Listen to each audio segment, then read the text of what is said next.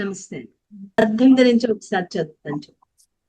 ఉదారా సర్వ ఏవైతే జ్ఞానే త్వాత్మైవ మే మతం ఆస్థితః సహి యుక్తాత్మా మామేవా నుత్తమాం గతిం బహూనాం జన్మనామంతే జ్ఞానవాన్ మాం ప్రపద్యతే వాసుదేవ సర్వమితి సమహాత్మా సుదుర్లభః కామైస్థైస్థై హృతజ్ఞానాః ప్రపద్యంతేన్య దేవతాః తం తం నియమమాస్థాయ ప్రకృత్యా నియతా స్వయా.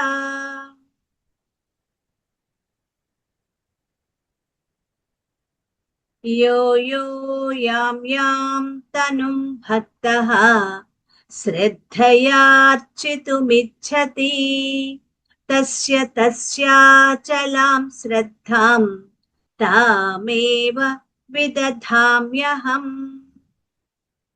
22 చూద్దామండి. 22 చదువుదాము. సతయా శ్రద్ధయా యుక్తః తస్యారాధన మీహతే లభతే చ తతః కామాన్ మయైవ విహితాన్ హితాన్. తర్వాత శ్లోకం చూడు. అంతవత్తు ఫలం తేషాం తద్భవత్యల్ప మేధసాం దేవాన్ దేవయజో యాంతి మద్భక్తా యాంతి మామపి. తర్వాత 24 శ్లోకం చూద్దాం. అవ్యక్తం వ్యక్తిమాపన్నం మన్యంతే మామ బుద్ధయః పరం భావమజానంతః మమావ్యయ మనుత్తమం.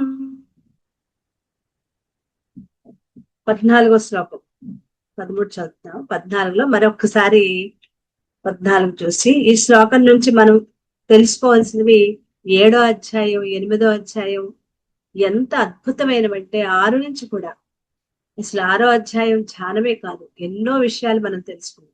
భక్తి గురించి అక్కడ కర్మయోగం అక్కడికి పూర్తయిపోయింది. భక్తి యోగం 7వ అధ్యాయం నుంచి మొదలైంది. ఇక్కడి నుంచి భక్తి యోగం నుంచి ఎలా మొదలవుతుందో 6లో చివరిలో మనకి చెప్తూ, ఇక్కడ మనం భక్తి అంటే చాలా తక్కువ స్థాయి, అంటే మేము ధ్యానులం, మేమేమో ఆధ్యాత్మికవాదులం, మేము శాస్త్రాలు తెలుసుకుంటున్నాం, అబ్బో మాకు జ్ఞానం చాలా వచ్చేసింది, ఈ భక్తి అంటే ఏమిటో ఎంత చిన్నది, భక్తులంటే చాలా తక్కువ వాళ్ళు అనే భావన మనలో లోపల లోపల అంతర్లీనంగా ఉంటుంది. భక్తి లేని జ్ఞానం, దానివల్ల ఏం ఉపయోగం లేదు. అత్యంత గొప్పది ఏది అంటే భక్తి భావన. భక్తి అంటే శరణాగతి. ఎవరికి శరణాగతి? పరమాత్మకి శరణాగతి. నువ్వు పరమాత్మకి శరణాగతి పొందకుండా ఎంత జ్ఞానాన్ని పొందినా దానివల్ల ఏమీ ఉపయోగం లేదు. ఏ ఉపయోగము లేదు. అజ్ఞానుల కంటే అజ్ఞానమైనవాడు. అందుకని భక్తి భావన మనలో తప్పనిసరిగా పెంపొందించుకోవాలి.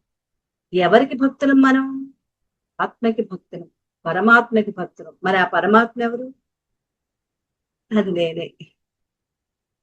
ఈ దేహం కాదు, కనిపించే ఈ దేహం కాదు, ఆ పరమాత్మని, ఆత్మ చైతన్యం నేనే. నన్ను నేను తెలుసుకోకుండా ఎన్నో తెలిసేసుకుంటే నాకు ఆ భక్తి భావన లేకపోతే ఏమిటి ఉపయోగం? ఏ ఉపయోగం లేదు.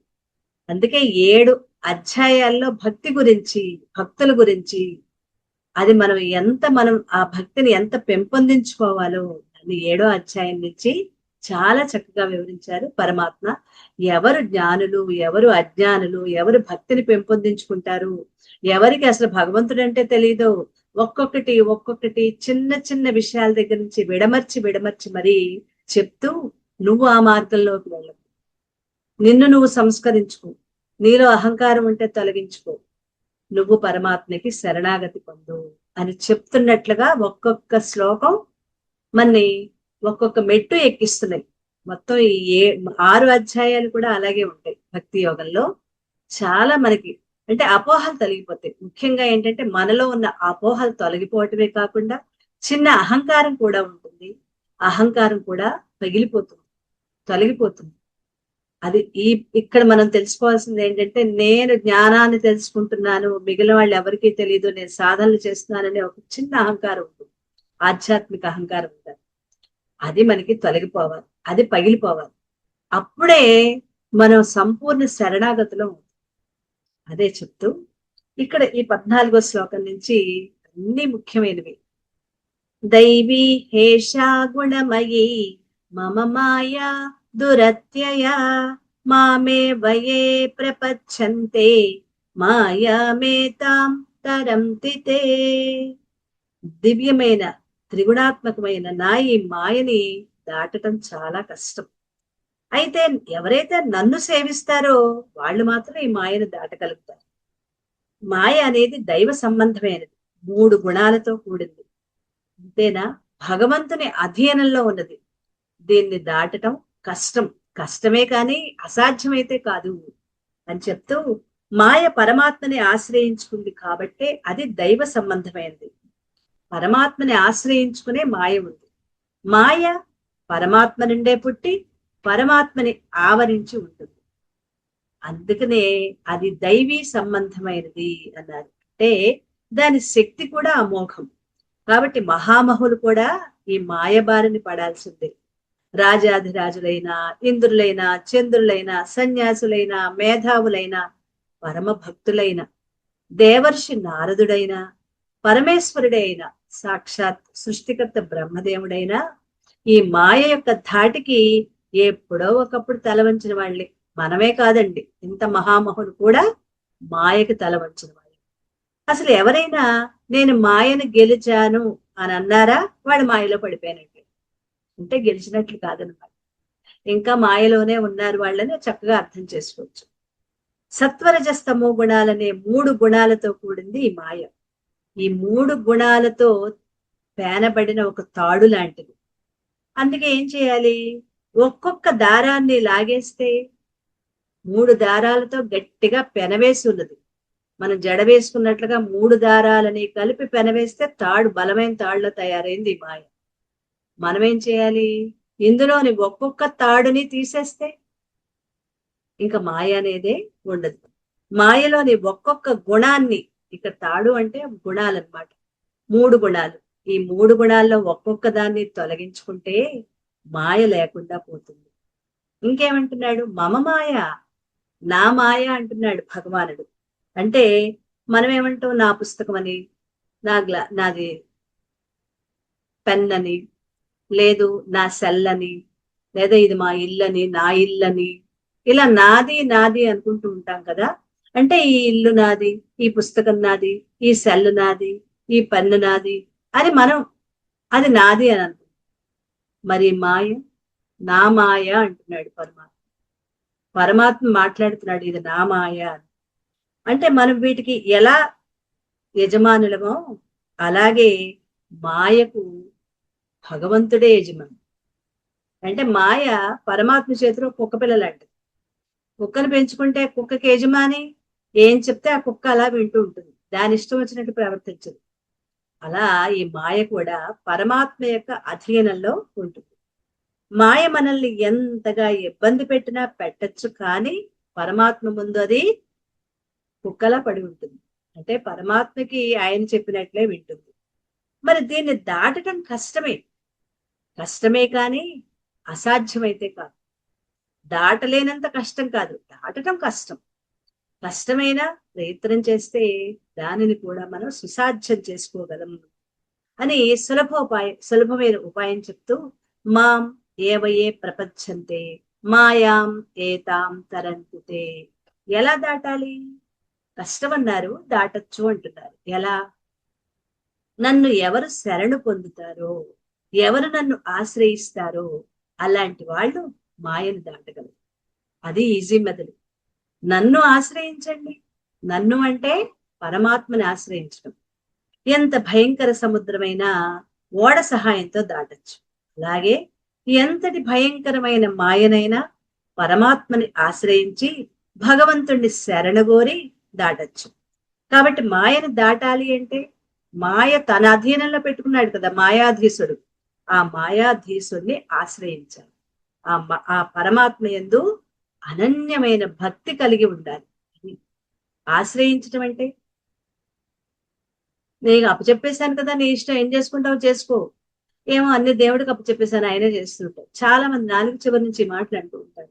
ఇక్కడ మనం నేర్చుకోవాల్సింది ఏంటంటే శరణు పొందటం, పరమాత్మకి శరణాగతి చేయటం అంటే మనస వాచ కర్మణ సంపూర్ణంగా మనం పరమాత్మకి దాన్ని మనల్ని మనం పరమాత్మకి అర్పణ చేసుకోవాలి.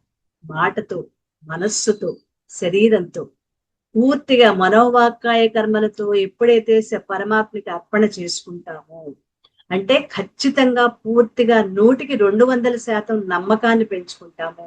అది శరణాగతి పొందటం. ఏమో దేవుడికి అప్పు చెప్పేసాను, ఏం చేసుకుంటాడు, పాల ముంచుతావు, నీటి ముంచుతావు, నీదే భారం అంటే అక్కడేంటి గజేంద్ర మోక్షంలో గజేంద్రుడు అయ్యో నువ్వు వస్తావో రావో, నేను నిన్ను పిలుస్తున్నాను అని మళ్ళీ వెనక్కి వేసినట్లుగా నేను గాని నిన్ను నమ్మాను గాని నువ్వు చేస్తావో చేయవో అనే అపనమ్మకం పెంచుకుంటే ఆయన ఎప్పటికీ చేయడు. అలాంటి వాళ్ళకి ఏ పనులు జరగకపోవటం అన్నది నమ్మకం లేకపోవడం. శరణాగతి అంటే సంపూర్ణ శరణాగతి. ఆ శరణాగతి మనలో సంపూర్ణంగా ఎప్పుడైతే ఉంటుందో ఆ శరణాగతి కావాలి. అప్పుడే ఈ మాయని నువ్వు దాటగలుగుతావు, లేకపోతే ఈ మాయని నువ్వు దాటలేవు చెప్తున్నాడు భగవానుడు. మాయను దాటాలంటే మాయాధీసుడైన పరమాత్మని ఆశ్రయించాలి. మరి అలా ఆశ్రయిస్తే మాయను దాటగలమా? నువ్వు ఒక పని మీద, మనం ఇంతకుముందు చెప్పుకున్నాం, ఒక ఆఫీసర్ గారింటికి వెళ్ళాం, అక్కడ ఒక కుక్క ఉంది. మరి ఆ కుక్క మామూలుగా కొత్త వాళ్ళని చూస్తే బహుభవని మీదకి వస్తుంది, ఇంకా వదిలిపెడితే కరుస్తుంది కూడా. మనమేం చేయాలి? ఆయనతో పని ఉంది, మరి ఆయన ఇంటికి వెళ్ళాలి. ఆ కుక్కని తప్పించాలంటే లోపల ఉన్న ఆయనకి ఫోన్ చేసు, గట్టిగా బయట నుంచి పిలుస్తాను, ఆయన బయటకు వచ్చి ఆ కుక్కని ఏయ్ ఓ లోపలికి అని ఆయన కళ్ళతో సైగ చేసినా అది లోపలికి వెళ్ళి, నోటితోనే చెప్పక్కర్లేదు. మరి ఆయనకి మనం అక్కడ ఏమయ్యాం? కుక్క విషయంలోనే ఒక ఆఫీసర్ గారికో, లేకపోతే ఒక బాస్కో, ఒక పెద్ద వ్యాపారస్తుడికో, మనకు అవసరమైన వ్యక్తికి మనం శరణాగతి అక్కడ పొందామే, శరణ వేయడామే. బాబు నీ కుక్క నన్ను కరుస్తోందో సారి పిలవండి అని పరమాత్మని శరణ వేయలేమా మనం? ఇక్కడ చిన్న చిన్న లౌకికమైన చిన్న చిన్న పనులకే అందరినీ కూడా కాళ్ళు పట్టుకుంటున్నావే, పరమాత్మ కాళ్ళు పట్టుకోలేమా మనం? శరణాగతి పొందలేమా? అందుకోసం ఇక్కడ భక్తి మార్గం, జ్ఞాన మార్గం అని 2 ఉన్నాయి.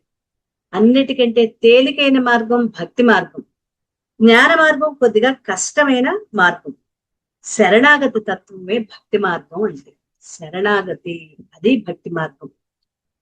రామాయణ భారత భాగవతాల్లో ఈ శరణాగతి గురించి ఎంతో చక్కగా చెప్పారు. మహాభారతంలో అర్జునుడు భగవానుడిని ముందు పెట్టుకుని యుద్ధం చేశాడు. మరి అది యుద్ధమా? మహాయజ్ఞమైంది. దక్షుడు భగవంతుడిని తిరస్కరించి గొప్ప బ్రహ్మాండమైన యజ్ఞం చేశాడు. ఆ యజ్ఞం కాస్త యుద్ధమై కూర్చుంది.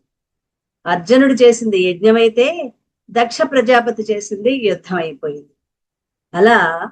అలాగే రామాయణం, విభీషణుడు శరణాగతి, అది సుప్రసిద్ధమైన శరణాగతి. నేను నీవాడను అని ఒక్కసారి చెప్తే చాలు, శత్రువు తమ్ముణ్ణే కాదు శత్రువునైనా దగ్గరికి చేర్చుకుంటాను, ఇది నా వ్రతం అంటాడు శ్రీరామచంద్రుడు.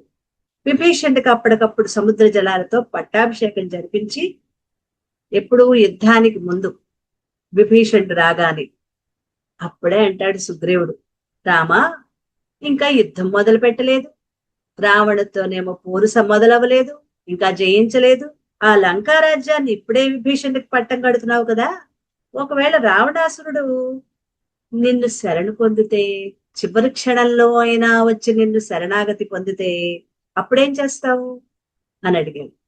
అప్పుడు రాముడు అంటాడు, సుగ్రీవ రావణుడలా రావాలే గాని అతన్ని కూడా నా హక్కును చేర్చుకుంటాను, నేను ఆయన్ని వదిలిపెడతానా? నా హక్కైన అయోధ్య రాజ్యాన్ని ఆయనకి ఇచ్చేస్తాను, నాకప్పుడు అది కూడా అక్కర్లేదు. అప్పుడు సుగ్రీవుడికి ఇంకా నోరు పెగలేదు. అది శరణాగతిలో పరమాత్మ తనని తాను కూడా వదులుకుంటాడు అని చెప్పడానికి. పుణ్యాత్ముడైన విభీషణుడు శరణాగతితో ధన్యుడయ్యాడు. మరి పదతెలలతో ఆలోచించేవాడు, 20 చేతులతో పనిచేసేవాడైనా రావణాసురుడు అలాంటి శరణాగతి కొంచెం కూడా లేదు. అందుకే అన్ని విధాలా విఫలమైపోయాడు రావణాసురుడు. అలాగే భాగవతం, దీంట్లో గజేంద్రుని యొక్క కథ అది తెలుసు. శరణాగతుల్లో శ్రేష్ఠుడు గజేంద్రుడు. మొసలి పట్టు నుంచి విడిపించుకోలేక నీవే తప్పని తప్పరం బెరుగా అని చెప్పి శరణాగతినితో రక్షించమని ప్రార్థించాడు. సుదర్శన చక్రం మొసలిని వధించి గజేంద్రుణ్ణి విడిపించింది. ఇక్కడ గజేంద్రుడు అంటే ఎవరు? దీన్ని ఆంతర్యం చూస్తే గజేంద్రుడు అంటే ఎవరో కాదు, జీవుడే. విషయ సుఖాలపై ఆశలతో సంసారం అనే కొలంలో పడతాం. సంసారం అంటే ఇది ప్రపంచం. సంసారం అంటే మన కుటుంబం అని కాదు. సాధారణంగా సంసారం అనగానే మన కుటుంబం అనుకుంటాం, కాదు, ఈ ప్రపంచం. అందులో దిగుతాం. అందులో దిగితే అహంకారం అనే మొసలి పట్టుకుంటుంది. ఇక దాని నుంచి విడిచి పెట్టాలంటే మన వల్ల కాదు. ఆ మొసలి మన వల్ల ఎంత శరణ పొందినా, తల్లి అమ్మ అని బతిమాలినా మనలోని అహంకారం అన్ని వదిలిపోదు. ఇది పోవాలి అంటే శ్రీహరిని శరణు వేడాల్సింది. అదే చేశాడు గజేంద్రుడు. సుదర్శనం వచ్చింది. సుదర్శనం, సు అంటే మంచి, దర్శనం మంచి దర్శనం అంటే భగవద్ దర్శనం. సుదర్శనం అనే మాటకు అర్థం ఏంటి? చక్రం అనుకుంటాం. అది కొన్ని సింబాలిక్ గా మనకు అర్థం అవటం కోసమే, కానీ అవన్నీ కూడా ఎనర్జీస్ అనమాట. ఎనర్జీస్ అంటే మన కంటికి కనిపించేవి కాదు. అదే భగవంతుని దర్శనం. సుదర్శనం అనే మాటకు అర్థం పరమాత్మ దర్శనం. ఆ పరమాత్మ దర్శనంతో అహంకారం వదిలిపోయింది. అహంకారం అంటే మొసలి వదిలిపెట్టేసింది.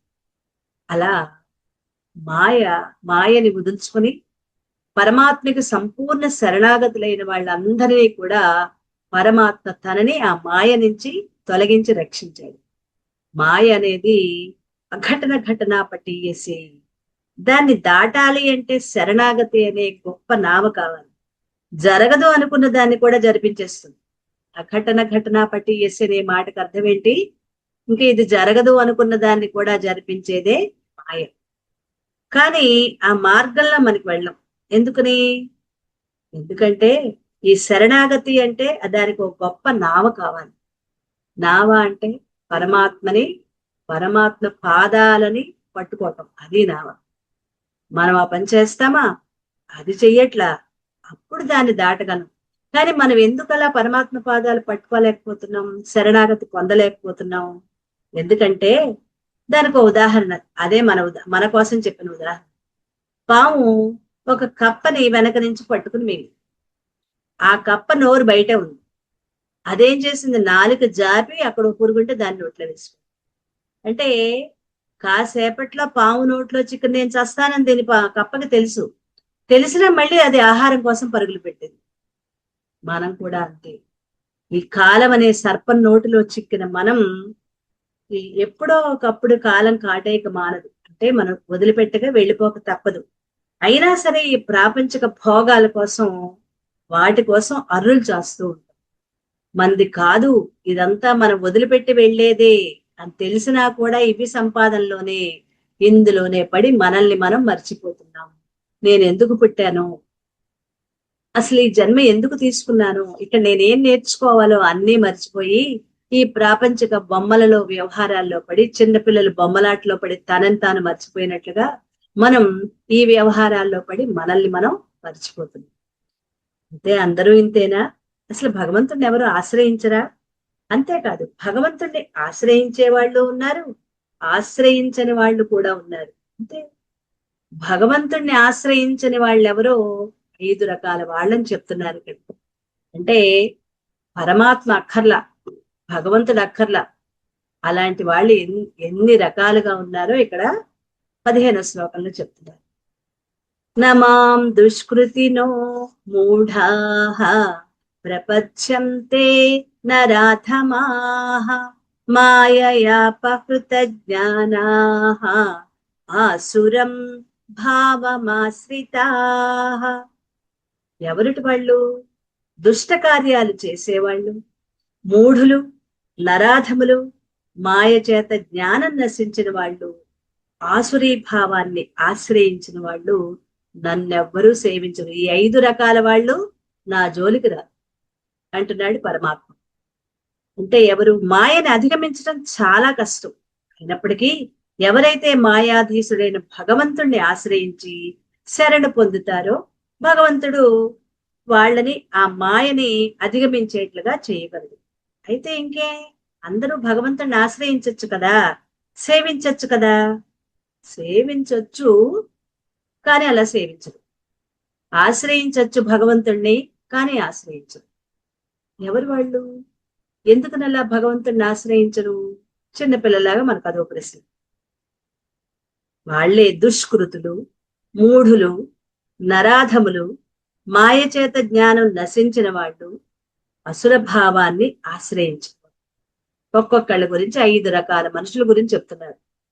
ఎవరు 5 రకాలో చూద్దాం. దుష్కృతులు అంటే దుష్ట కార్యాలు చేసేవాళ్ళు. కొందరికి ఎప్పుడు దుష్ట కార్యాల మీదే ఆసక్తి.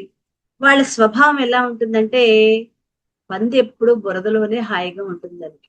అలాగే ఎందుకు అంటే అది దాని స్వభావం. వీళ్ళు కూడా అంతే. వీళ్ళ స్వభావం ఎలా ఉంటుంది? ఎలా వచ్చింది వాళ్ళకి దుష్ట స్వభావం? ఇతరులను బాధ పెట్టాలి అనే స్వభావం, అది దుష్ట స్వభావం. ఎలా వచ్చింది? ఎన్నో జన్మల నుంచి తెచ్చుకుంటున్న పాప సంస్కారాల వల్ల. అది ఈ జన్మలో వచ్చింది కాదు, అనేక జన్మల క్రితం. ఇప్పటికి మనం ఈ 1 జన్మ 2 జన్మల కోటాను కోట్ల జన్మలు ఎత్తాం. ఆ జన్మలలో ఎన్ని చెడ్డ పనులు చేశాము, ఎన్ని మంచి పనులు చేశాము, మనకు అవి ఏమీ తెలియదు. ఇప్పుడంటే అది మంచి చెడు ఇప్పుడు తెలుసుకుంటున్నాం, కానీ మంచి చెడు కూడా తెలియని అనేక జన్మల్లో దుష్ట కార్యాలు ఎన్నో చేశాం. ఈ జన్మలో అవి ప్రారంభంలో అవి పక్వానికి వచ్చాయి. ఇప్పుడు మన వాసనలు అన్ని కూడా ఆ దుష్ట కార్యాలు చేసిన మనసే ఉంటుంది ఆ వాసనలు. అందుకే ఆ చెడు స్వభావం ఇప్పుడు మనలో ఉంది. అంతేగాని ఇప్పుడు ఈ జన్మలో వచ్చిందా? అది గత జన్మల నుంచి వచ్చిన చెడు వాసనలు. అది మన ఇప్పుడు స్వభావంగా మారిపోయింది.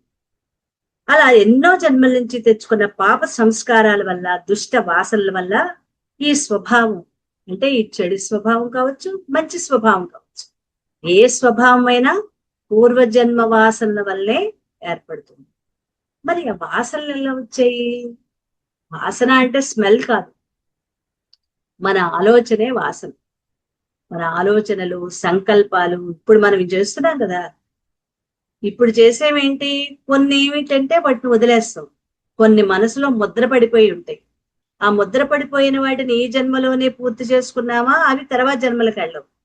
మనం వాటిని మళ్ళీ తలుచుకుంటూ మళ్ళీ ఎక్కడ మర్చిపోతామా అని గుర్తు పెట్టుకుని అక్కర్లేని వాటిని అన్నిటిని గుర్తు చేసుకుంటున్నామే, అవి ఏమవుతాయి? తర్వాత జన్మలకి చక్కగా మూట కట్టుకుని మళ్ళీ జన్మకు తీసుకెళ్తాం. ఒకసారి మనం గమనిద్దాం. మన మనస్సు, బుద్ధి అది ఇప్పటిది కాదు. ఎన్నో జన్మల నుంచి ఇదే మనస్సు, ఇదే బుద్ధి మనల్ని వెంట పెట్టుకుని అలా వస్తూనే ఉంది. ఎంత పాతది ఈ మనస్సు, బుద్ధి.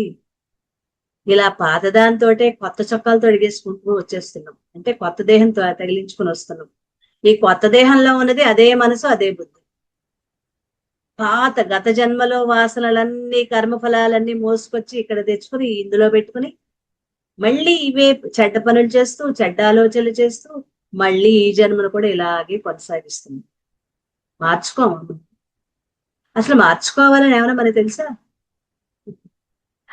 మార్చుకోవాలని కూడా తెలియదు మనకు. ఆ వాసనలు ఉన్నాయని తెలియదు, వాటిని వదులుచుకోవాలని తెలియదు, మార్చుకోవాలని తెలియదు. అలా గుడ్డెద్దు చేలో పడ్డట్టుగా జన్మలకి జన్మలు, జన్మలకి జన్మలు వృధా చేసుకుంటూ వెళ్ళిపోతుంది. ఇప్పుడే కాదు, ఇది తెలియకపోతే ఇంకా కొన్ని కోట్ల జన్మలు ఇలాంటి జన్మలే ఎత్తుతూ ఉంటాం, పుడుతూ చస్తూ పుడుతూ కదా. ఇప్పటికైనా తెలుసుకోవాలి, ఈ వాసనలే నా జన్మకి మూల కారణం. ఈ కర్మ ఫలాలు వాసనలే, ఇప్పుడు వాటిని తొలగించుకోవాలి. అదే భగవద్గీతలో మనకి చెప్పేది. ఈ దుష్టమైన ఆలోచనలు చేయటం వల్ల, అంటే వీటికి అంతులేదు. దుష్ట కార్యాలు చేస్తే దుష్ట వాసనలు పేర్కొంటాయి. చెడు పనులు చేస్తే అవే కదండి ఆలోచనలు. చెడు పని చెయ్యటానికి కూడా ఆలోచించాలి. ఒక పని చెయ్యాలంటే ఒక ప్లాన్ వేసుకోవాలి. ఆ ప్లాన్ ఎలాంటి ప్లాను? చెడు కార్యం. మరి దానికి ఎంత ప్లాన్ వేసుకోవాలి? ఎవరికి దొరకకూడదు, తాను తప్పించుకోవాలి అంటే ఎంత పెద్ద ప్లాన్ ఉండాలండి, ఎన్ని తెలివితేటలు ఉండాలి. ఈ వాసనలు, అది దుష్ట ప్లాన్, దుష్ట వాసనలు పేర్కొంటాయి. ఆ దుష్ట వాసనలే దుష్ట కార్యాలకి ప్రేరణ ఇస్తాయి. దానితో దుష్ట స్వభావం ఏర్పడి దుష్ట కార్యాలు చేస్తారు. ఇదొక చక్రంలా అయిపోతుంది. ఈ జన్మవి మళ్ళీ వచ్చే జన్మలో మళ్ళీ ఇదే దుష్ట బుద్ధి, దుష్ట మనసు, ఇవే వాసనలు మళ్ళీ తెచ్చుకోవటం, అవి ప్రేరణ రావటం, దాంతో మళ్ళీ చేయటం. ఇదొక చక్రంలాగా అందులోనే పడి కొట్టుకుంటూ ఉంటాం. అంటే మంచివాళ్ళగా మనం ఎప్పటికీ మారలేమా? దుష్ట కార్యాలు చేస్తూ దుష్టుల్లా ఉండాల్సిందేనా? మనలో మార్పు తెచ్చుకోవాల్సిన అవసరం లేదా? అంటే ఇలా ఎప్పుడైనా ఒక సత్సంగంలో ప్రవేశించి అది వింటూ, దీంట్లో నేనేంటి, నా పుట్టుక ఏంటి, నేను అసలు ఎక్కడి నుంచి వచ్చాను, నేను ఎలా మారాలి అనేది తవ్వుకుంటూ వెనక్కి వెళ్ళినప్పుడు మనం ఫ్రాంక్ గా నా దుష్ట స్వభావాన్ని నేను గ్రహించి ఇది వదులుకోవాలి, ఇది మళ్ళీ తెచ్చుకుంటే మళ్ళీ జన్మ ఎంతకంటే దరిద్రమైన జన్మ వస్తుంది, నాకు ఆ జన్మ వద్దు, జన్మలు తగ్గించుకుని జన్మలేని స్థితికి తెచ్చుకోవాలి. ఎందుకు పుడుతున్నావు? పుట్టకుండా ఉంటాను. ఎందుకు చస్తున్నావు? చావకుండా ఉంటాను. అదేంటండి? ఒకసారి పుట్టావంటే మళ్ళీ పుట్టకుండా ఇది ఆఖరి జన్మ చేసుకో. ఒకసారి చచ్చామంటే మళ్ళీ పుట్టకుండా మళ్ళీ చావు లేకుండా చేసుకోవాలి. అలాంటి విద్య నేర్చుకో. అది చెప్తున్నారు. అంటే దుష్ట కార్యాలు మనలో ప్రేరణ కలగజేస్తున్నా దాన్ని ఆలోచించి ఇది మంచా, ఇది చెడా, ఇది నాకు ఉపయోగిస్తుందా, ఇతరులకి హాని కలిగిస్తుందా అని బేరూజు వేసుకుని, ఒకవేళ ఎవరికైనా హాని కలిగిస్తుంది, కష్టమవుతుంది అనుకుంటే దాన్ని అక్కడికి నీ ఆలోచనతో దాన్ని ఆపి అక్కడికి అది పూర్తిగా ఆగిపోతుంది. మళ్ళీ ఇంక నువ్వు చెయ్యి. అంటే నీ ఆలోచనకి ఎంత బలం ఉండాలి. లోపల నుంచి ప్రేరణ కలుగుతున్నా ఆ పని చేయకుండా ఉండాలంటే నీ మనసు బుద్ధి ఏం చేయాలి? పరమాత్మని శరణాగతి పొందాలి. అక్కడ పరమాత్మ, నాకు చెడు ఆలోచనలు వస్తున్నాయి, చెడు ఎక్కువగా నా లోపల ఏదో ఈ చెడు చెయ్యి, చెడు మాటలను, చెడు పనులు చెయ్యి, అబద్ధాలాడు, నువ్వు ఇక్కడికి వెళ్ళి మోసం చెయ్యి అని నా లోపల నుంచి ప్రేరణ కలుగుతోంది. చెప్పాలంటే అది ఈ జన్మది కాదు, గత జన్మల నుంచి నాకు నా లోపల ఉన్నదే అని మనం గ్రహించి పరమాత్మని శరణ పొందితే అప్పుడు మనకి ఆ దుష్ట స్వభావం తగ్గిపోతుంది. అవే చెప్తున్నారు అనమాట. ఇలా దుష్ట కార్యాలు చేస్తుంటారు. ఇదొక చక్రం. ఒకడు దొంగతనం చేసి పోలీసులకు చిక్కాడు. వాడిని కోర్టులో హాజరుపరిస్తే 6 నెలల కారాగార వాసం విధించారు. 6 నెలల శిక్ష అనుభవించి బయటకు వస్తుంటే అధికారి పిలిచి అన్నాడు, నాయనా, నీ శిక్షాకాలం 2 రోజుల క్రితమే పూర్తయిపోయింది. మేము పొరపాటున 2 రోజులు ఎక్కువగా ఇందులో ఉంచేశాం, ఏమనుకోవద్దు అన్నారు. దానికి ఆ దొంగ, మరేం పర్లేదు సార్, ఈసారి శిక్షలో ఇంకో 2 రోజులు తగ్గించుకోండి, మళ్ళీ వస్తాను కదా, నేను ఎక్కడికి వెళ్ళిపోతాను, ఇంకో 4 రోజులు మళ్ళీ రాని జైల్లోకి, అప్పుడు ఆ 2 రోజులు తగ్గించుకోండి, ఏం పర్లేదులే. ఇది వాసన అంటే అతడు మళ్ళీ దొంగతనం చేసి జైలుకు రాస్తాను అనే భరోసా ఇస్తున్నాడు ఆ జైలుకి. ఇంకా మానేస్తాను అని అన్నట్లా, మళ్ళీ వస్తాను కదా, అది వాసన ఇలా ఎప్పుడూ తప్పుడు పనులు చేసేవాళ్ళు పరమాత్మ వైపు తిరగరు. తిరిగారు అంటే గొప్ప విషయం. వాళ్ళు పరమాత్మ వైపు తిరగలేరు. ఒకవేళ పరమాత్మ వైపు తిరిగినా అది భక్తితో కాదు, ఇంకా బాగా చెడ్డ పనులు చేసి చిక్కకుండా తప్పించుకోవటానికి ఆ కోరికతోనే దేవుడి దగ్గరికి చేరుతారు. స్వార్థమే వీళ్ళకి పరమార్థం. ఈ ఒక్కసారికే కదా దొంగతనం చేస్తున్నది, ఈ ఒక్కసారికే కదా అబద్ధం ఆడుతుంది, వాడిని ఎత్తులు చేయబడుతుంది అని మనం అనుకోకూడదు. ఈ ఒక్కసారికే కదా పేకాట ఆడుతోంది, తాగుడు తాగుతోంది అని ఇలాంటివి అనుకోకూడదు. ఒకసారి చేసిన పని వల్ల వాళ్లలో దుష్ట వాసనలు పేర్కొంటాయి. ఆ పేరుకొని వాడిని మళ్ళీ ఆ దుర్మార్గాలు చేయటానికి ప్రేరణ కలగజేస్తూ ప్రోత్సహిస్తూ ఉంటాయి. అందుకే పెద్దవాళ్ళు ఎప్పుడు చెప్తారు, అబద్ధాలు చెప్పకండి అని. ఎందుకు చెప్తున్నారు? సత్యమే పలకండి అని చెప్పచ్చు కదా. అబద్ధాలు చెప్తే ఒక అబద్ధం నిన్ను 1000 అబద్ధాలు ఆడిస్తుంది. ఒక సత్యం నిన్ను ఆ సత్యంలోనే నిలబెడుతుంది. అబద్ధం పరుగులెత్తిస్తుంది, మళ్ళీ మళ్ళీ అబద్ధాలు చెప్పేటట్లు చేస్తుంది, నీలో నిలకడ ఉంచదు. నిన్ను నువ్వు కూడా నమ్మలేనట్లుగా అబద్ధాలు నిన్ను భయపెడుతూ ఉంటాయి, భయభ్రాంతులు చేస్తాయి. అదే ఒక నిజం చెప్పు, నువ్వు చాలా సంతోషంగా, అది తప్పవచ్చు, ఇతరులకు నువ్వు చెప్పిన దాంట్లో వాళ్ళు నమ్మకపోవచ్చు, కానీ నీకు భగవత్ తత్వాన్ని అక్కడ నీకు ఇచ్చేది సత్యం అంటే నిజమే. అందుకే పెద్దవాళ్ళు చిన్నప్పటి నుంచి మనకి కొన్ని విషయాలు చెప్తూ ఉంటారు. నీ నోట్లోంచి చెడు మాటలు రావద్దు, అబద్ధాలు ఆడవద్దు, మంచి పనులు చేస్తూ ఉండు, ఇతరులను నిందించొద్దు. ఇతరులను నిందించడం కంటే ఇతరులను జడ్జి చేయటం చాలా తప్పండి. నిందించడం అంటే ఒక తిట్టు తిట్టడం. అదే మనకి సంబంధం లేని వ్యక్తుల గురించి మాట్లాడుకుంటూ ఉన్నప్పుడు వాళ్ళలో వీళ్ళు మనం జడ్జి చేస్తూ ఉంటాం. తప్పంతా ఫలానా వాడిదే, వీళ్ళదే తప్పు, ఫలానా వాళ్ళదే తప్పు అని చెప్పి మనం జడ్జి చేస్తూ ఉంటాం కదా.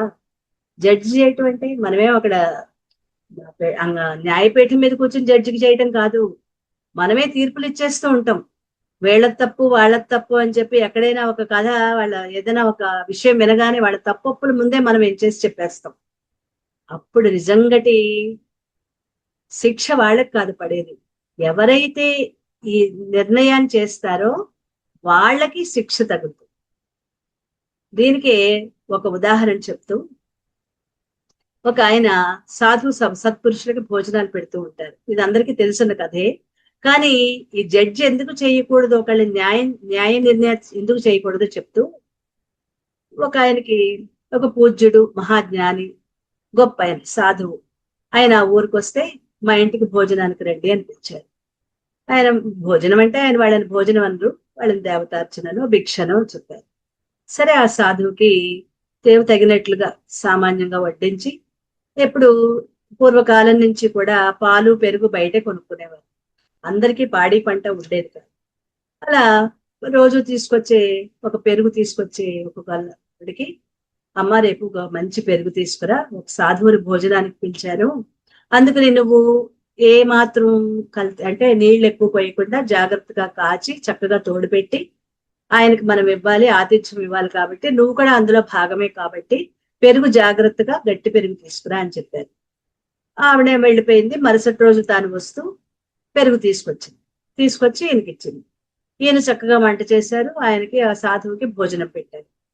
భోజనం పెడితే ఆ సాధువు భోజనం అవుతూ ఆ పెరుగుని ఆఖరిలో ఆ పెరుగు అన్నం తిన్నారు. ఇలా పెరుగు నోట్లో పెట్టుకుని తిన్నారో లేదో పడిపోయారు.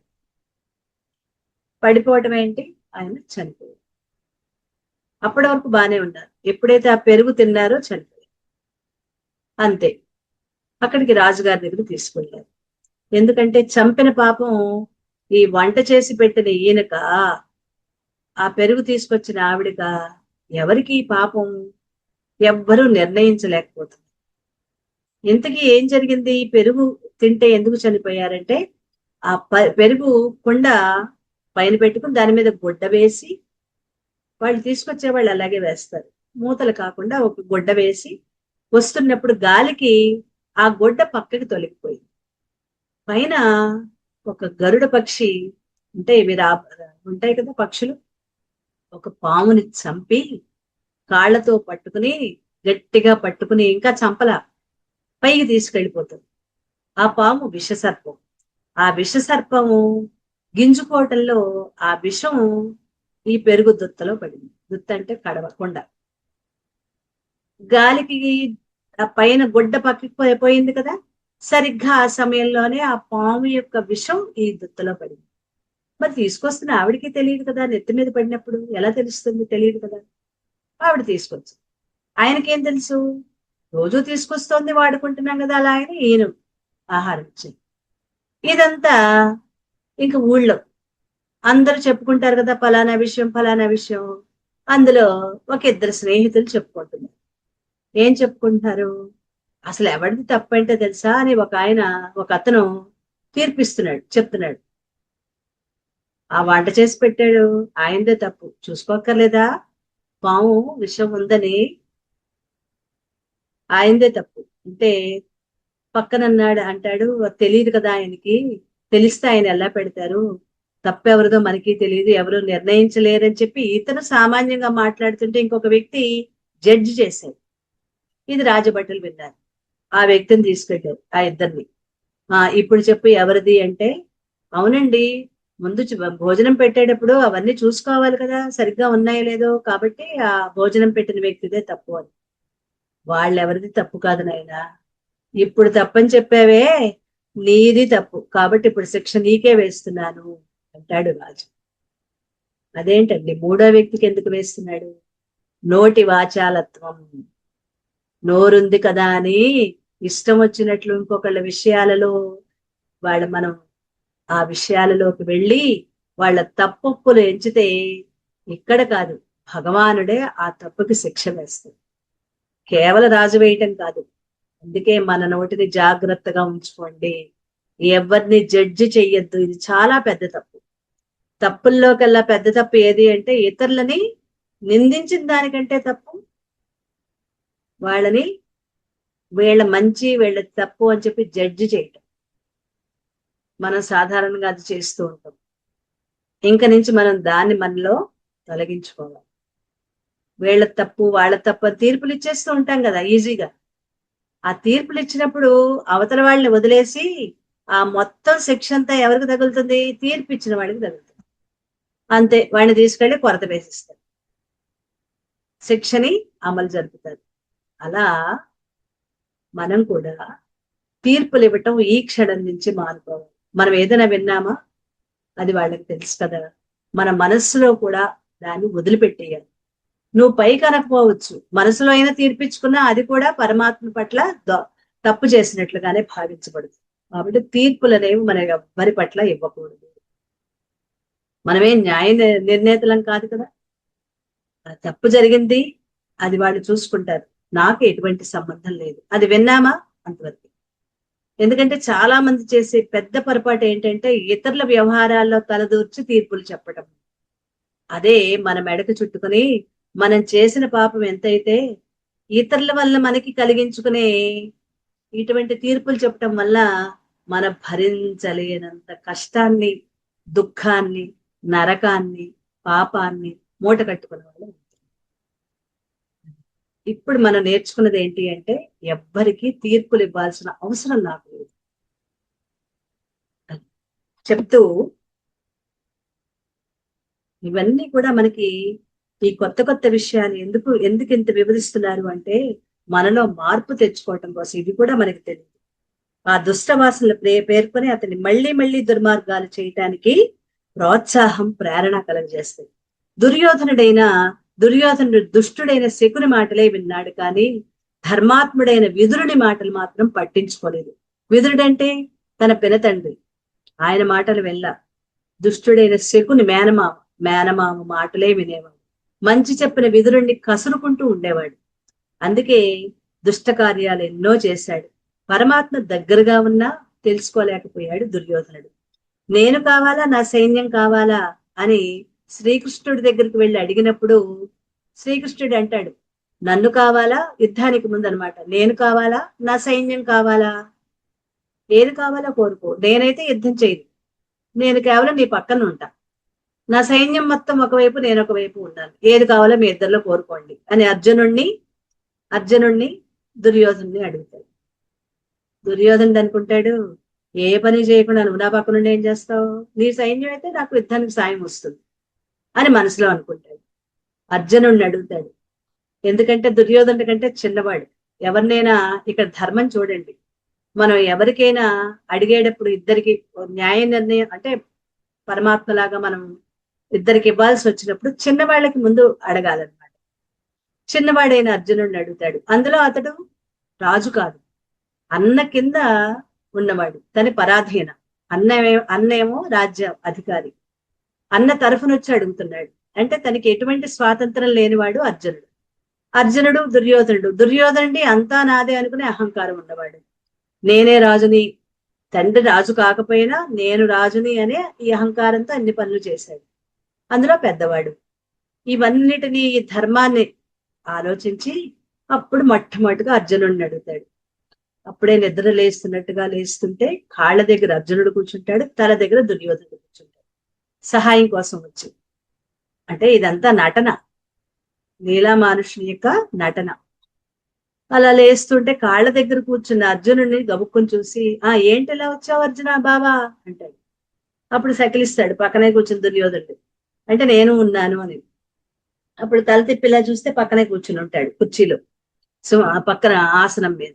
ఓ బావా నువ్వు కూడా వచ్చావా, ఏంటి దుర్యోధనుడు అర్జునుడు ఇద్దరు వచ్చారు బావలు అంటే, అప్పుడు చెప్తాడు నీ సహాయం కోరి వచ్చాము. అప్పుడు అర్జునుడిని అడుగుతాడు, నువ్వెందుకు వచ్చావు అంటే, నీ సహాయం కోరి వచ్చాను. ఎందుకు? రాబోయే యుద్ధంలో నువ్వు మాకు సహాయం చేయాలి. సరే అయితే నేను ఒకవైపు, నా సైన్యం 10,000 గోపాలులు కూడా, నారాయణ సైన్యం అంతా కూడా ఒకవైపు. ఏది కావాలో తెలుసుకో. నన్ను కావాలి అంటే నేను యుద్ధం చెయ్యను, నేనే సలహా ఇవ్వను, మీ పక్కన మొద్దులా అలా నుంచుని ఉంటానంతే. నువ్వేదో రథం తోలమంటే రథం తోలుతాను, పక్కన కూర్చోమంటే పక్కన కూర్చుంటాను. నేనైతే ఏ యుద్ధము చేయను, ఏ సాయము చేయను. నా సైన్యం అయితే నీకు యుద్ధంలో సహాయపడుతుంది, చూడు ఎవరు కావాలి అని అర్జునుడు అంటాడు. అప్పుడు అర్జునుడు అంటాడు, నాకు నీ సైన్యం వద్దు బావా, నువ్వు నా పక్కన ఉంటే చాలు. అప్పుడు దుర్యోధనుడు అనుకుంటాడు, అమ్మయ్యా ఎక్కడ సైన్యాన్ని అర్జునుడు కోరుకుంటాడో, ఈయనేమో ఎందుకు పనికి మాలకుండా వచ్చి పక్కన నుంచి నాకేం సాయం చేస్తాడు, ఇప్పుడు ఈయన అనవసరంగా పట్టుకెళ్ళాలేమో అనుకున్నాను. అమ్మయ్యా నాకు సైన్యం ఇచ్చేశాడు, ఈయన్ని బాగా పట్టుకుపోతున్నాడు, పర్లేదు. ఆయన ఏం చేసుకుంటాడు, కృష్ణుడు ఒక్కడు, నేను అర్జునుడు ఏం చేసుకుంటాడు, వాళ్ళిద్దరు ఫ్రెండ్స్ కదా, పక్క పక్కన కూర్చుంటారులే. నాకు సైన్యం 10,000 మంది గోపాలు సైన్యం, నారాయణ సైన్యం నాకు వచ్చింది కదా, చాలా బాగుంది అని దుర్యోధనుడు సంతోషిస్తాడు సైన్యం కోసం. సైన్యం ఇచ్చినందుకు దుర్యోధనుడు సంతోషిస్తే, సైన్యం ఏమీ లేకుండా యుద్ధం చేయకుండా పక్కనే ఉంటాను అన్నందుకు అర్జునుడు సంతోషిస్తాడు. అదే ఇక్కడ అన్నమాట. నేను కావాలా, నా సైన్యం కావాలా అంటే, సైన్యమే కావాలంటాడు దుర్యోధనుడు. పరమాత్మ తృణీకరించి పతనమయ్యాడు. మనం కూడా అంతే, నేను కావాలా, సంపదలు కావాలా అని అంటే మనం ఏమడుగుతాం, నువ్వెందుకయ్యా బాబు నెత్తి మీద జ్యేష్ఠాదేవులాగా, నాకు సంపదే కావాలి అని అంటాం కదా మనం. ఏ చెప్తూ మనలో స్వార్థ బుద్ధి ఎలా పలికిస్తుంది, మంచి వాళ్ళ మాటలు మనం వినం. ఇంకొక ఉదాహరణ, మారీచుడిని రావణాసురుడు తన పని కోసం వినియోగించుకున్నాడు, కానీ అతడి హితవచనాలు మాత్రం వినలేదు. మారీచుడు ఎప్పుడైతే విశ్వామిత్రుడితో వేగానికి 16 సంవత్సరాల బాలుడైన రామలక్ష్మణులు వెళ్తారో, అప్పుడు యాగ సంరక్షణ కోసం వెళ్ళినప్పుడు తాటకిని ముందు చంపుతారు. మారీచుడిని మనం విన్నాం కదా మానవాస్త్రంతో ఒక్క దెబ్బ వేయగానే, ఆ బాణం వేయగానే 100 యోజనాల దూరం వెళ్ళి ఢామ్మన పడతాడు, చనిపోడు మారీచుడు. అక్కడికి వెళ్ళిన దగ్గర నుంచి ఆ ఒక ఆకును చూసినా, ఆ చెట్టును చూసినా, ఆ పక్షిని చూసినా, పెట్టని చూసినా రాముడే కనిపిస్తాడు, నిరంతరం రాముడే కనిపిస్తాడు మారీచుడు. ఇంకంతే, అస్త్ర సన్యాసం చేసి ఒక మునిలాగా నిరంతరం రామ రామ రామ అనుకుంటూ రామధ్యానం చేశాడు మారీచుడు. రాక్షసుడైన మారీచుడు రామధ్యానంతో పునీతుడవుతూ ఎక్కడో దూరంగా ఉంటాడు. అతను రాక్షసుడే. అతని దగ్గరికి రావణాసురుడు వచ్చి అడుగుతాడు, నీకు మాయాజాలం వచ్చు, నీ ఇష్టం వచ్చినట్టు మాయలు మార్చి నీ శరీరం మార్చుకోగలవచ్చు, ఇవన్నీ నీ ట్రిక్కులు నీకు వచ్చు, నువ్వు బంగారు జింకలాగా మారి ఆ సీతాదేవికి కనిపించు, నిన్ను రాముడు వెంటపడితే నువ్వు పారిపో, ఆ తరుముకుంటూ రాముడు వస్తాడు, ఆ వెనకాల లక్ష్మణుడు వస్తాడు, సీతాదేవిని నేను తీసుకెళ్ళిపోతాను. నువ్వెంత తెలివి తక్కువ వాడివి, ఆ సీత రాముడు ఏమైనా తక్కువ వాడు అనుకుంటావా, నేను ఆయన చేతిలో ఆ బాణాన్ని తగిలిన తర్వాత నాకు ఏది కనిపించినా రాముడుగానే కనిపిస్తున్నాను.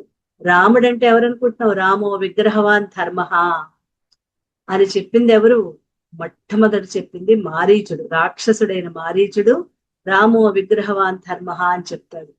అటువంటి ధర్మాత్ముడైన రాముణ్ణి నువ్వు మాయ కప్పలేవు నువ్వు మోసగించలేవు, నువ్వు వద్దు, ఇలాంటి పనులు చేయకు, నువ్వే నాశనం అయిపోతాయని ఎన్నో హితవచనాలు చెప్తాడు. నువ్వు వెళ్తావా, చంపేయమన్నావా? నువ్వు కాకపోతే ఇంకోటి వస్తాడు, నిన్ను ఇప్పుడే చంపేస్తానంటాడు. నీ చేతిలో చచ్చే బదులు రాముడి చేతిలో చచ్చిపోతే నాకు తృప్తిగా ఉంటుంది. సరే తప్పక చేస్తాను అని చెప్పి ఇష్టం లేకపోయినా బంగారు లేడుగా అప్పుడు వెళ్తాడు మారీచుడు. హితవచనాలు వినిపించుకోలేదు. పాపాత్మల బుద్ధులంతే, మంచివారి మాటలు వినాలనిపించదు, వినరు. అందుకే వీరి దుష్ట కార్యాల్లో నిమగ్నమై భగవంతుడికి దూరమైపోతారు. భగవంతుణ్ణి ఆశ్రయించాలి అని కూడా వాళ్ళకి తెలియదు. అర్జునుడు పరమాత్మే కావాలనుకున్నాడు, విజయం సాధించాడు. మరి దుర్మార్గుడైన దుర్యోధనుడు సైన్యం కావాలనుకున్నాడు, పతనమైపోయాడు. ఇకపోతే రెండో రకం వాళ్ళు, వీళ్ళు దుష్కృతులు, మూఢులు. మూఢులంటే వీళ్ళకి శాస్త్రం ఏమీ తెలియదు, ఎవ్వరి మాట వినరు. ఇది తప్పు, ఇది రైటు అలా కూడా తెలుసుకోలేరు. చెప్పినా అర్థం కాదు, సరైన ఆలోచన చేయలేరు. అసలు వాళ్ళు ఇలాంటి వాళ్ళు పరమాత్మ వైపు తిరుగుతారా? అస్సలు తెలియదు. అన్ని తనకే తెలుసని అనుకుంటూ ఉంటారు. తనకి తోచినట్లు నడుస్తూ ఉంటారు. తాను పట్టిన కుందేటికి మూడే కాళ్ళు అన్నట్లు ప్రవర్తిస్తూ ఉంటారు. దుర్యోధనుడు ఒక దుర్మార్గుడే కాదు, మూఢుడు కూడా. కేవలం దుర్మార్గుడేనా? మూఢుడు కూడా. కేవలం కర్ణుణ్ణి నమ్ముకుని పాండవులతో శత్రుత్వాన్ని పెంచుకుని యుద్ధానికి సిద్ధమయ్యాడు. తెలిసిన మూర్ఖుడు ధృతరాష్ట్రుడు, తెలియని మూర్ఖుడు దుర్యోధనుడు. ఇద్దరు మూర్ఖులే. అసలు కర్ణుడు ఎప్పుడైనా అర్జునుడిని గెలిచాడా? ఒక్కసారి భారతం లోపలికి మనకు వెళ్తే అర్థమవుతుంది కర్ణుడు అర్జునుడి మధ్య. ఎప్పుడైనా కర్ణుడు అర్జునుడిని గెలిచాడా?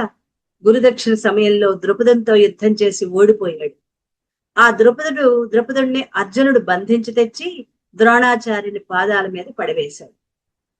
ఎప్పుడైతే గురువు గారు ద్రుపదుడిని తెచ్చి బంధించి తెమ్మంటారో కౌరవులు పరిగెత్తుకుంటూ ముందెళ్ళారు. వెళ్తే ద్రుపదుడు చాలా గొప్ప యోధుడు. అప్పట్లోనే ఒక అక్షౌహిణి సైన్యం కలవాడు ద్రుపదుడు. చాలా గొప్ప యోధుడు. ఏం చేశారు, అతను వేసిన బాణాలకి కర్ణుడి యొక్క జాయింట్ లో బాణం గుచ్చుకుని భరించలేక పారిపోయాడు. ద్రౌపదిని బంధించడానికి వెళ్ళి కర్ణుడు వెళ్ళాడు, కాకపోతే పారిపోయాడు. అర్జునుడు వెళ్ళి యుద్ధం చేసి ద్రౌపదిని బంధించి తీసుకొచ్చి గురువు గారి దగ్గర పడేశాడు. తన గురువైన ద్రోణాచార్యుని పాదాల మీద పడివేశాడు.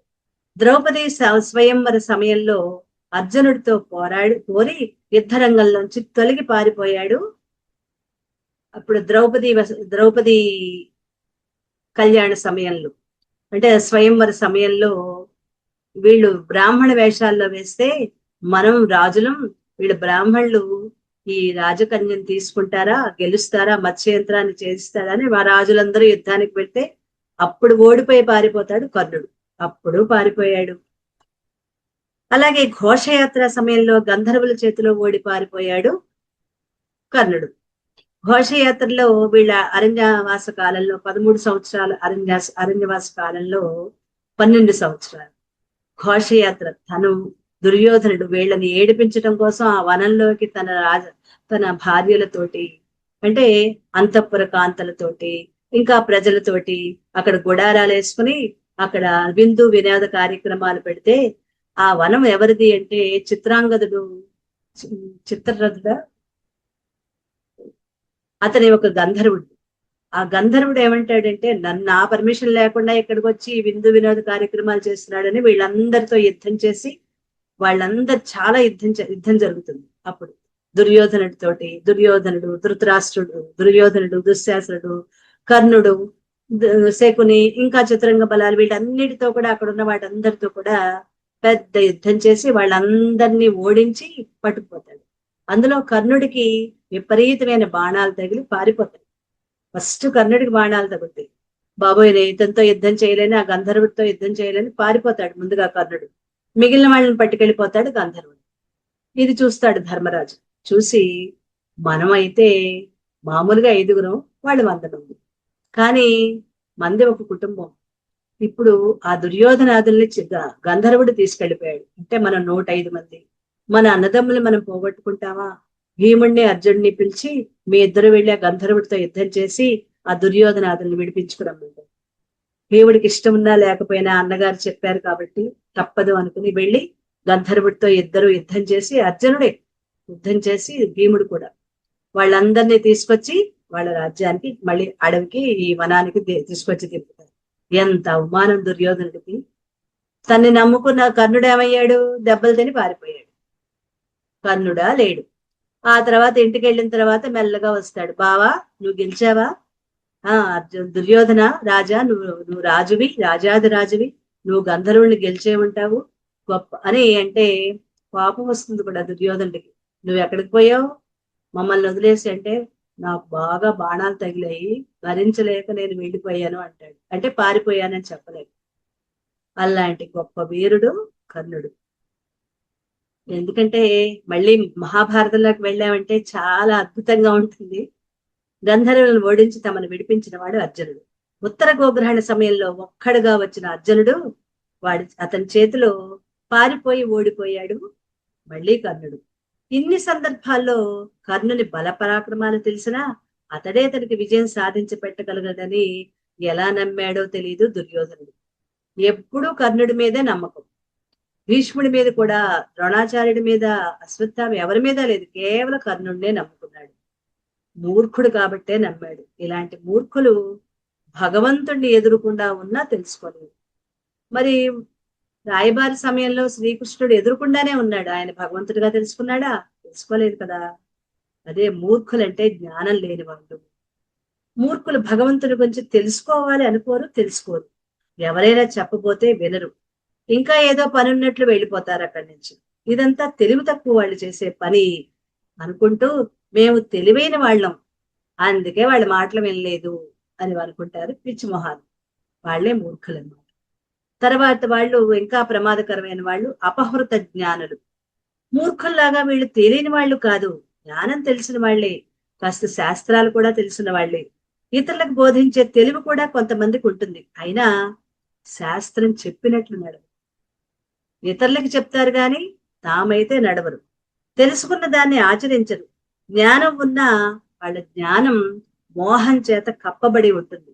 అంటే వాళ్ళు మూర్ఖుల్లానే ఉంటారు. అన్నీ తెలుసు, వాళ్ళని తెలుసున్న మూర్ఖులు అంటారు వాళ్ళని. మాయ అనే దోపిడీ దొంగ బుద్ధిలో ఉన్న జ్ఞానం అనే రత్నాన్ని కొల్లగొట్టి అపహరించాడు. అందుకే బుద్ధిలో ఉన్న జ్ఞానమంతా వీళ్ళకి తొలగిపోయి ఉంటుంది. బుద్ధి చెడిపోతుంది. బుద్ధి చెడిన వాడు పరమాత్మ వైపు ఎప్పుడూ తిరగలేడు. బుద్ధి చెడిపోతే భగవంతుడి వైపు. అందుకే మన వాళ్ళు ఏమంటారు, వాడి బుద్ధి బాగుండి దేవుడు వాడి బుద్ధిలో కాస్త మంచిని పెట్టి వాడి బుద్ధి మారితే బాగుండు అనుకుంటూ ఉంటాం కదా. వాడి బుద్ధి మారాలని భగవంతుడు మార్చాలని కోరుకుంటూ ఉంటాం ఎవరి పట్లైనా మనం అనుకునేటప్పుడు, మన పిల్లలో పెద్దలో ఎవరి గురించి. ఎందుకు? బుద్ధి చెడిపోతే పరమాత్మ వైపు తిరగరు, అది మనకు కూడా తెలుసు. అలా తిరగలేరు. భగవంతుని వైపుకు తిరగకపోయినా శాస్త్రజ్ఞానం ఉన్నది కాబట్టి ముక్తి కోసం కాక భుక్తి కోసం, ముక్తి కోసం వాళ్ళేం ప్రయత్నాలు చేయరు. అంటే మళ్ళీ మళ్ళీ జన్మ లేకుండా చేసుకునేది అసలు వాళ్ళకి తెలియదు. ఎంతకీ సంపాదన సంపాదన సంపాదన, కీర్తి ప్రతిష్టల కోసం ఉపయోగించుకుంటూ ఉంటారు. లోకంలో ఇలాంటి వాళ్ళు ఎంత తెలిసిన వాళ్ళైనా మాయలో పడి నాశనం అయిపోతూ ఉంటారు. ఇలాంటి వాళ్ళల్లో ముఖ్యమైన వాడెవరు? ధృతరాష్ట్రుడు. పుట్టుబుడ్డి. ఆయన తక్కువ ఆయన కాదు. ఆయన వేద శాస్త్రాలన్నీ చాలా బాగా చదువుకున్నాడు. షడంగ సహితంగా వేదాంగ మంత్రాలు అభ్యసించిన వాడు, సర్వశాస్త్రాలు తెలిసిన వాడు ధృతరాష్ట్రుడు. ఎల్లప్పుడూ పక్కనే సర్వధర్మ విధులైన విదురుడు హితబోధలు చేస్తూ ఉంటాడు. అంతేనా? భీష్ముడు, ద్రోణుడు, సంజయుడు వీళ్ళు ఎప్పుడూ నిరంతరం మంచినే బోధిస్తూ ఉంటారు ధృతరాష్ట్రుడు. సనత్సుజాతుల ద్వారా అనేక వేదాంత విషయాలు, మోక్ష ప్రాప్తికి ఉపాయాలు తెలుసుకున్నారు. సనక సనంద సనత్ కుమార సనత్సుజాతులనే జ్ఞానులు అన్నమాట వాళ్ళు. ఆ నలుగురు జ్ఞానులో సనత్సుజాతుడు ధృతరాష్ట్రుడి దగ్గరికి వచ్చి ఎన్నో విషయాలు, మోక్షానికి సంబంధించిన విషయాలని, ఆధ్యాత్మిక విషయాలు ఎన్నో బోధిస్తాడు. అయినా పరమ మూర్ఖుడు ధృతరాష్ట్రుడు. భగవంతుని కృపతో విశ్వరూపాన్ని సందర్శించాడు. ఎందుకు? కళ్ళు లేవు, పుట్టుబుడ్డి. కానీ శ్రీకృష్ణుడు రాయబారిగా వచ్చినప్పుడు తన విశ్వరూపాన్ని చూపిస్తాడు. ఆ విశ్వరూపాన్ని చూడటానికి కళ్ళు మాత్రమే, ఆ సమయానికే కళ్ళు వస్తాడు. ఎందుకు అంటే అతను పుట్టుబుడ్డి. అతనికి మళ్ళీ కళ్ళు ఇవ్వటానికి అర్హత కృష్ణుడు కూడా లేదు. అయినా అంటాడు, మామ నీకు పూర్తిగా ఈ అంధత్వం తొలగిపోయి ఈ జ్ఞాన దృష్టితో చూసావు కదా, నీకు కళ్ళు ఇలాగే ఉంచుకో అంటే, నిన్ను చూసిన కళ్ళతో మళ్ళీ ఈ ప్రపంచాన్ని నేను చూడలేను, నాకు వద్దు కళ్ళు తీసేసే. నిన్ను నీ విశ్వరూపాన్ని చూసిన ఈ కళ్ళతో మళ్ళీ ఈ ప్రపంచాన్ని నేను చూడలేను, నా కళ్ళొద్దు, చూసింది చాలు, తీసేయండి. దాంతో మళ్ళీ అతను పుట్టుబుడ్డి అంధుడైపోతాడు. అలా వీక్షించిన వాడు, గ్రహించిన వాడు అయినప్పటికీ ఆయన మాట వినలేదు. అలాగే తన తండ్రి అయిన వ్యాస భగవానుడు ఎన్నో సార్లు వచ్చి చెప్తాడు, మాట వినడు. తన పక్కనే ఉన్న సంజయుడు, అతని మాట వినడు. చివరికి 100 మంది పుత్రులలో ఒక్కళ్ళు కూడా మిగలకుండా సర్వనాశనం అయిపోయారు. ఇలాంటి వాళ్ళని ఏమంటారు? అన్నీ తెలిసిన మూర్ఖులని అపహృత జ్ఞానులు. అన్నీ తెలిసిన మూర్ఖులు. ఆశ వల్ల, మమకారం వల్ల వాళ్ళ జ్ఞానం కప్పివేయబడింది. ఇకపోతే నరాధములు. అంటే వీళ్ళు నరాధములు అంటే మన పేరులోనే మనకు అర్థమైపోతుంది. వీళ్ళని 2 కాళ్ళ జంతువులు అంటారు. రూపం మనుష్య రూపం, ప్రవర్తన పశు ప్రవృత్తి.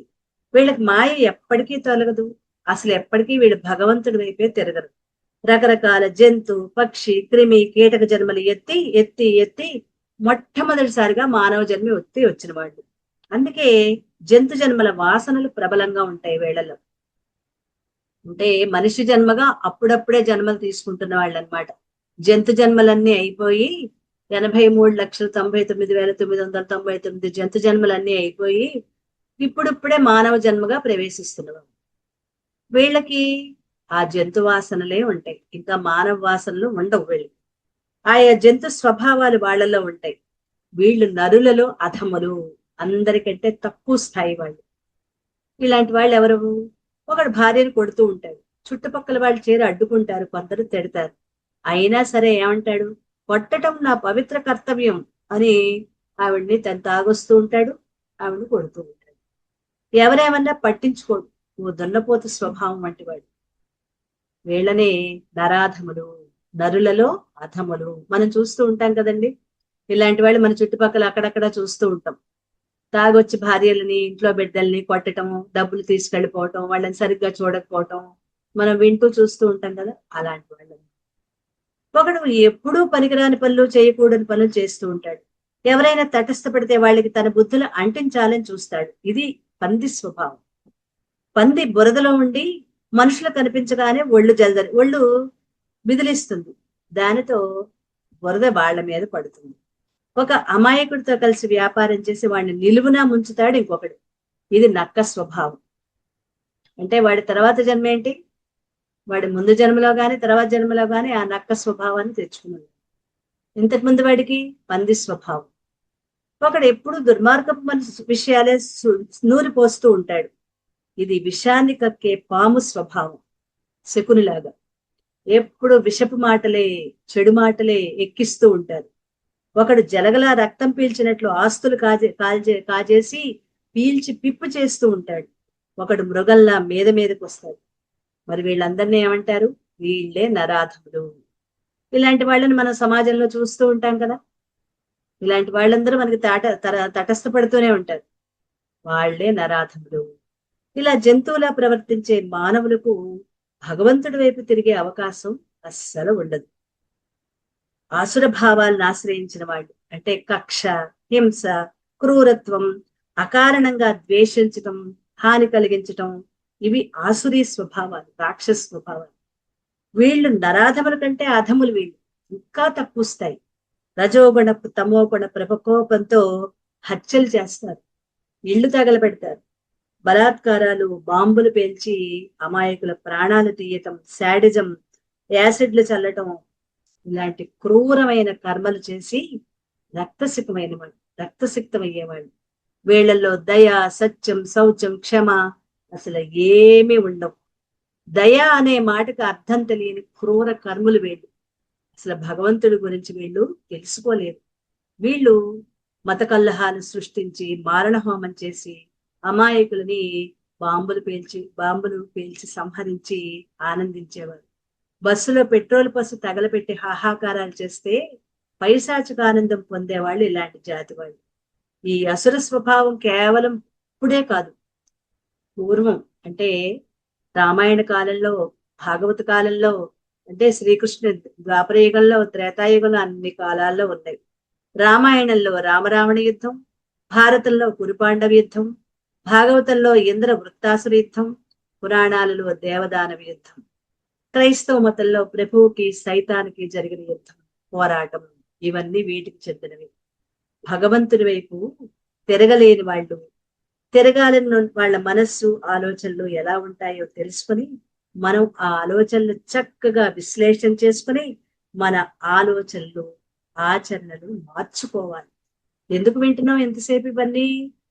మనలో ఇటువంటి స్వభావం ఉంటే మార్చుకోవాలి. ప్రాపంచిక విషయాలకు కాక భగవంతుడికి అధిక ప్రాధాన్యత ఇచ్చి భగవంతుని వైపు తిరగాలి. ఆ భగవంతుని వైపు తిరిగి ఆయన్ని భజించే వాళ్ళు ఎవరో తర్వాత శ్లోకంలో చెప్తున్నారు, 16లో 16 చెప్తున్నారు.